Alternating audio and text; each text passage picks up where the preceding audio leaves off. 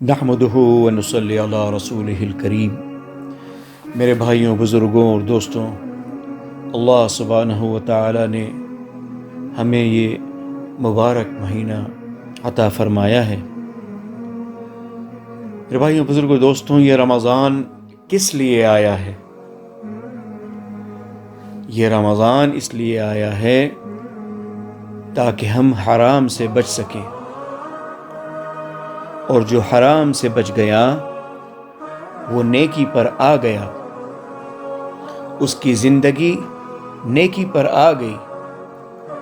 تو یہ مبارک گھڑیاں ہیں کہ اس کی عظمت ہمارے دلوں میں آ جائے کہ نیکی کرنی ہے، نیکی کی زندگی پر آنا ہے، اور یہ نہیں کہ چند نوافل پڑھ لی، چند تسبیحات پڑھ لی، صرف تراویح پڑھ لی۔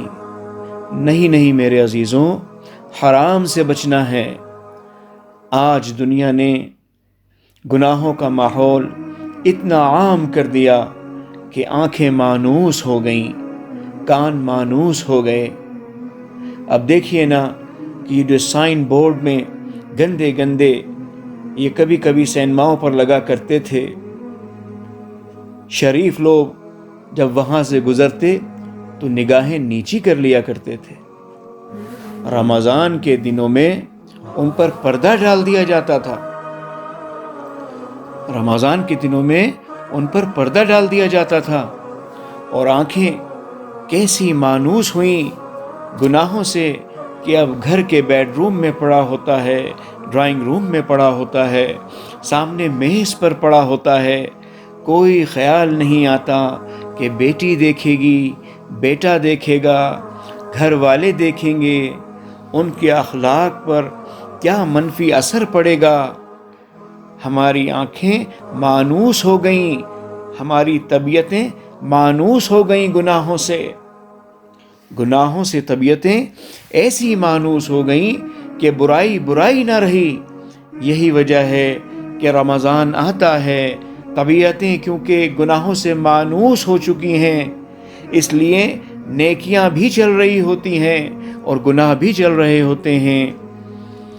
اب تو جو ہاتھوں میں آلات ہیں، پہلے تو کہتے تھے نا کہ بھئی ٹی وی کی اسکرین رمضان میں بند کر دو، اب تو ہاتھوں میں ایسا ہے، اس نے فرض سمجھ رکھا ہے کہ ہر چیز دیکھنی ہے اور ہر چیز سننی ہے، جو اس کے فیس بک پر آئے، جو اس کے واٹس ایپ پر آئے، ہر چیز دیکھنی ہے اور ہر چیز سننی ہے، یہ فرض سمجھ رکھا ہے۔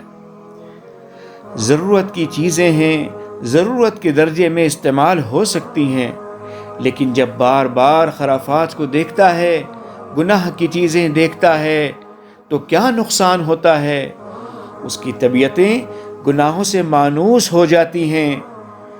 مثال کے طور پر بھینسوں کے باڑے میں کوئی رہتا ہو تو وہ ناک پر کپڑا نہیں رکھتا، کیونکہ وہ اس بدبو سے مانوس ہو چکا ہے، اور اجنبی آدمی جب وہاں جاتا ہے تو ناک پر کپڑا رکھ لیتا ہے اور وہاں سے جلد نکلنے کی کوشش کرتا ہے۔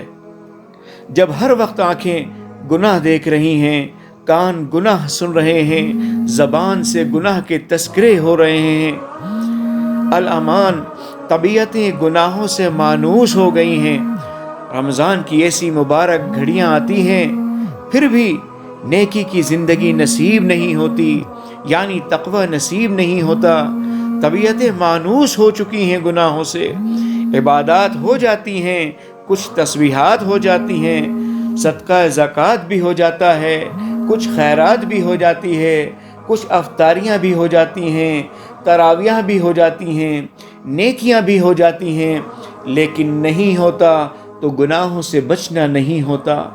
رمضان میں بھی دل وہی سیاہ رہتا ہے، حسد، کینہ، بغض، غیبت، آنکھوں کا غلط دیکھنا رہتا ہے، کانوں کا غلط سننا رہتا ہے، دماغ کا غلط سوچنا رہتا ہے، لین دین کے اندر وہی کھوٹ رہتا ہے، کیونکہ طبیعتیں مانوس ہو گئی ہیں گناہوں سے۔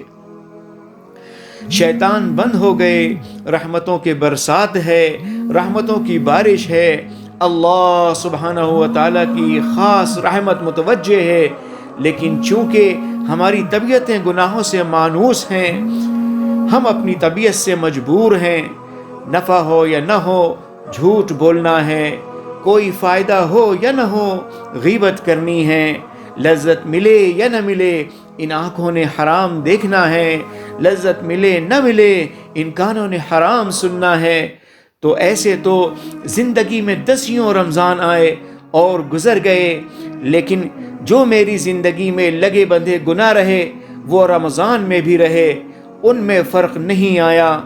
ایسا مقدس مہینہ، ایسی مبارک گھڑیاں اور رمضان کا پورا مہینہ گزرا، لیکن یہ بندہ وہیں کھڑا ہے جہاں رمضان سے پہلے چلا تھا، بلکہ بسا اوقات اس کی بے احترامی، اس کی بے قدری کی نحوست سے اور پیچھے چلا جاتا ہے۔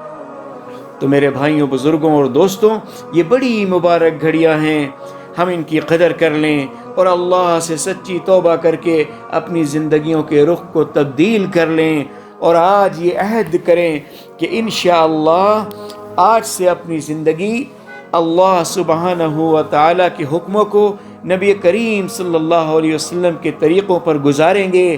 اللہ سبحانہ و تعالیٰ سب سے پہلے مجھے عمل کی توفیق عطا فرمائیں، آمین۔ وآخر دعوانا ان الحمد للہ رب العالمین۔